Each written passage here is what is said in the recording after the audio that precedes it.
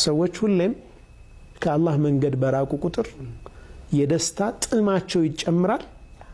ደስታቸውን ለማርካት የሚሄዱበት መንገድ ብዙ ነው፣ ረጅም ነው፣ ግን አይረኩም። እንደገና ጥሙ ይጨምራል። ይሄ እርቲዋ በቃ እርክት ብሎ በአላህ መንገድ ላይ ሰኪና ካልተገኘ በስተቀር በዚች ምድር ላይ ያለ ነገር ምንም ነገር የሰው ልጅ አያረካውም። ለምሳሌ ወነፈኽና ፊሂ ሚን ሩሒና ነው። ባገኘ ቁጥር ወነፈኽና ፊሂ ሚን ሩሒና ከአላህ የሆነ እስትንፋስ ነው። የሰው ልጅ ጀሰድ ብቻ አይደለም፣ አካል ብቻ አይደለም።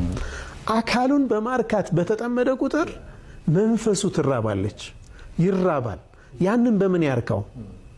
ወደ አላህ በመሄድ። ለዚህ ነው ኢብኑ ቀይም ረሕመቱላሂ ዐለይህ የሰው ልጅ የሚፈጠርበት ኦና መሆን አለ፣ ልብ ውስጥ ባዶነት አለ። ከአላህ ጋር በመቅረብ ካልሆነ ምንም ነገር አይሞላውም ማለት ነው።